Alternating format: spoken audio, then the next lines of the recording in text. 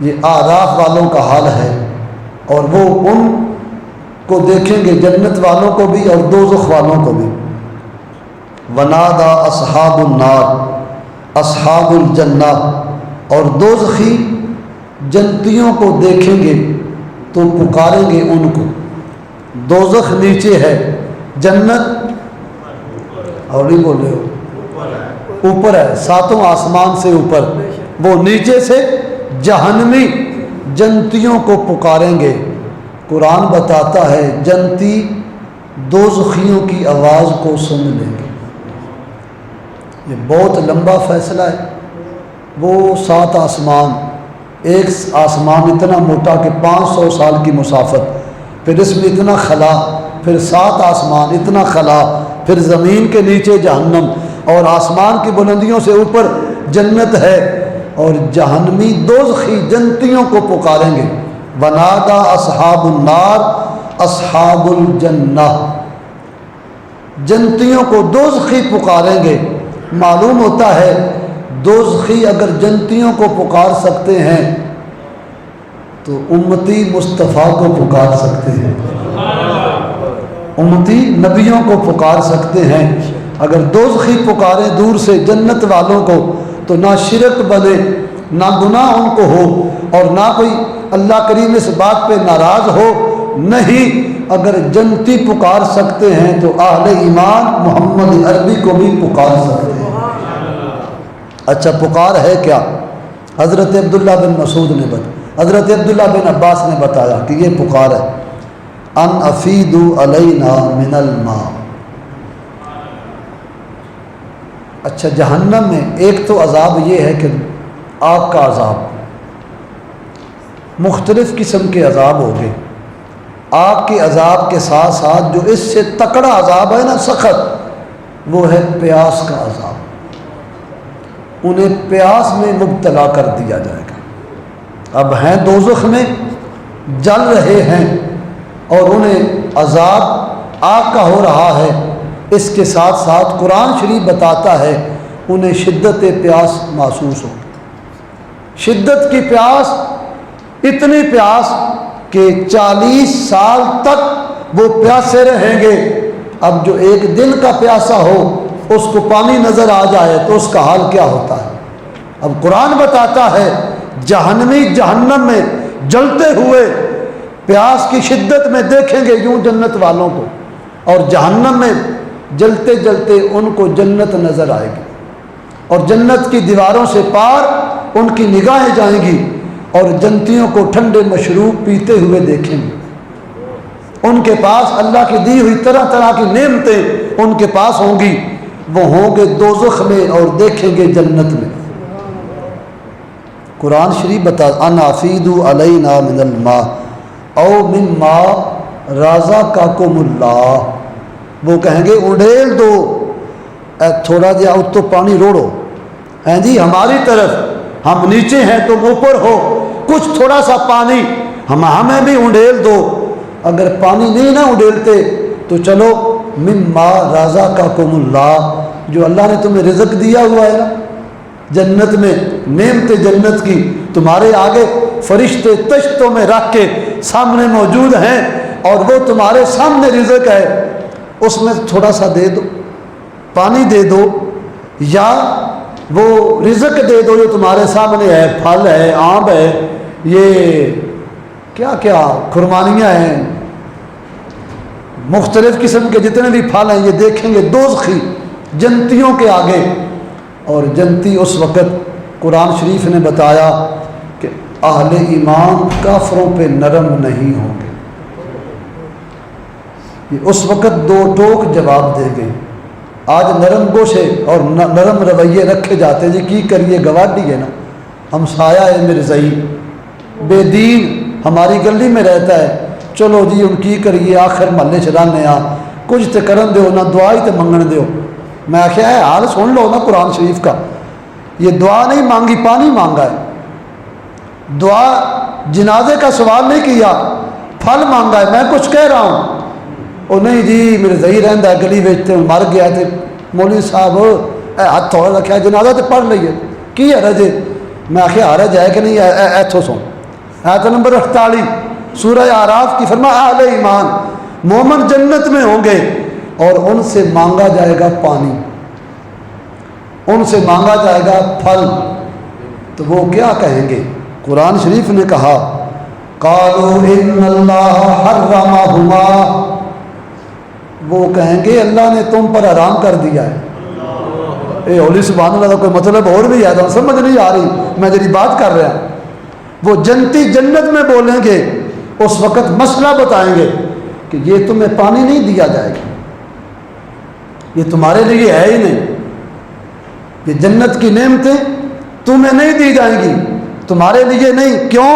قالوا ان اللہ حرمہما علی الکافرین، اللہ نے کافروں پہ جنت کی نعمتوں کو حرام کر دیا۔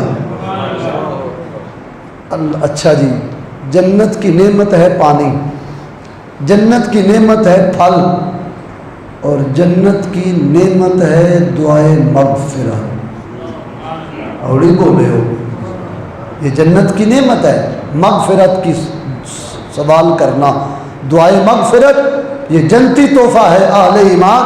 اہل ایمان کو فرمایا یہ وہ جنتی کہیں گے قالوا ان اللہ حرمہما علی الکافرین، کہ اللہ نے حرام کر دیا ہوا ہے کافروں پہ کہ اب تم مایوس ہو جاؤ، اور وہ ان کو پہچانیں گے۔ حضرت عبداللہ بن مسعود نے تفسیر کی، آپ فرماتے ہیں کہ دوزخیوں کو لالچ آئے گا، اور لالچ آئے گا، دیکھیں گے جنتیوں کو، اور لالچ کی بنیاد پہ رب کی بارگاہ میں یہ سوال کریں گے یا اللہ ہم دیکھ رہے ہیں جنت میں ہمارے فلاں بھائی جان ہیں، ہم دیکھ رہے ہیں جنت میں ہمارے ابا جان ہیں، ہم دیکھتے ہیں جنت میں ہمارے فلاں محلے دار ہیں، ہم نے ان کو پہچان لیا، اب ہمیں اجازت دینا ہم ان سے کوئی بات کر لیں، ہم ان سے کوئی سوال کر لیں۔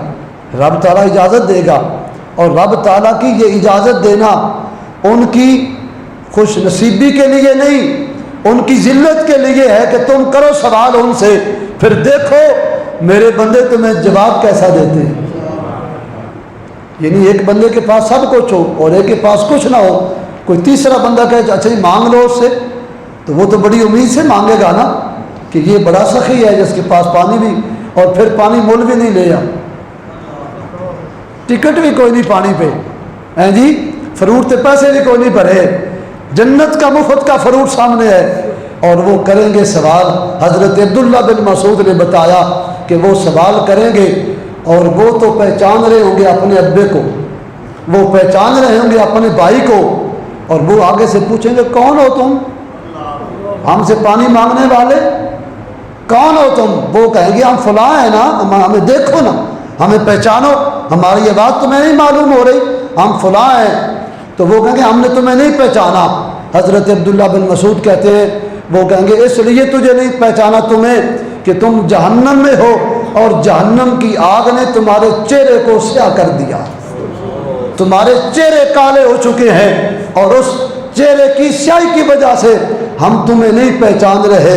تو فرمایا وہ اہل اعراف ان کو سوال کریں گے اور ان سے کہیں گے، اور اہل جنت انہیں پانی بھی نہیں دیں گے اور ان کو رزق بھی نہیں دیں گے۔ اب وجہ کیا ہے کیوں نہیں دیں گے؟ اور اس میں ایک مسئلہ یہ بھی بتایا گیا ہے کہ جو سائل بغیر ضرورت کے سوال کرے اس کو بھی نہیں دینا چاہیے۔ ہمارے ملک میں یہ باقاعدہ کاروبار ہے، آپ کو پتہ ہے، آپ سارے احباب 10 روپے دے کے بھی نا کسی بندے کو دلی طور پہ مطمئن نہیں ہوتے کہ پتہ نہیں اس میں لگتا ہے کہ نہیں لگتا۔ نواب چوک میں صبح 4 بندے آتے ہیں گاڑی پہ، شام کو گاڑی لے جاتی ہے، کاروبار ہے، آپ کو پتہ ہے کاروبار ہے، کاروباری مانگتے ہیں بازاری اور رجسٹر، اور ایسے بندوں کو پھر دیتے ہوئے سوچنا ہوگا کہ حقدار بھی ہیں کہ نہیں۔ جن کے پاس 45 لاکھ کی گاڑی ہو تو ان کا ہاتھ پیچھے کیسے رہ سکتا ہے؟ جو 10 روپے سے سٹارٹ ہوا اب 45 لاکھ پہ پہنچ چکا ہے، اس کو منع کرنے کے باوجود بھی وہ ہاتھ پیچھے کر سکتا ہے؟ وہ تو کہے گا ایک نہیں دونوں ہاتھ آگے کروں گا نا، کہ 2 گڈیاں ہو جان، تو اس میں کچھ ساڈا حصہ بھی ہونا ہے۔ کل قیامت رب پوچھے گا ہاں بھائی بتاؤ یہ بندہ مستحق نہیں تھا، تم نے اس کی مدد کی ہے، کس بنیاد پہ کی ہے؟ یا اللہ سوال کرنے آیا تھا، ہم نے سمجھا کہ یہ سائل ہے، فرمایا تم نے برائی پہ اس میں مدد کی ہے۔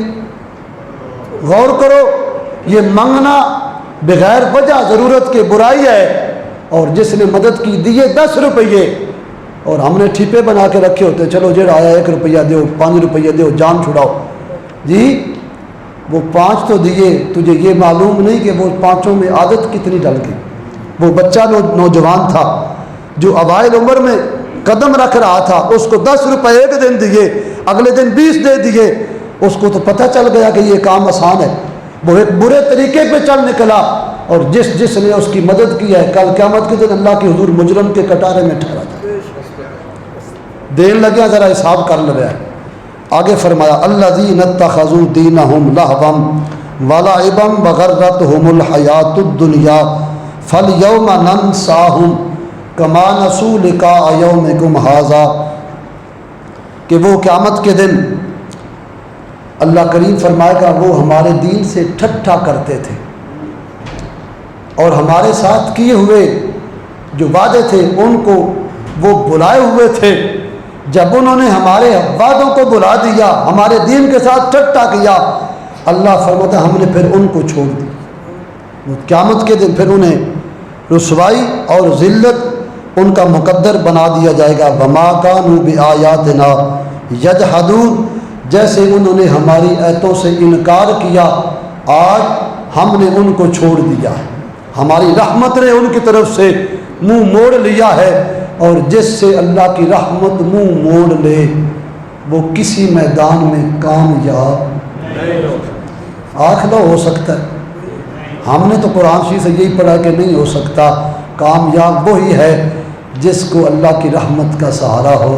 اب مفتی احمد یار خان سے پوچھتے ہیں کہ رحمت کا سہارا پھر کیسے ملتا ہے؟ فرماتے ہیں جب تک تیرا تعلق مصطفیٰ کریم کے ساتھ اندر سے نہیں مضبوط تب تک تجھے رحمت نہیں مل سکتی۔ بس ایک ہی طریقہ ہے، تیرا اندر سے تعلق حضور جان رحمت کے ساتھ صحیح ہونا چاہیے، یہ تعلق مضبوط کر لے، دنیا میں رہے تب بھی رحمت تیرے ساتھ ہے، رب کی رحمت، قبر میں جائے پھر بھی رحمت رب کی تیرے ساتھ ہے، معاشر کے میدان میں آ جائے گا پھر بھی اللہ کی رحمت تیرے ساتھ ہے۔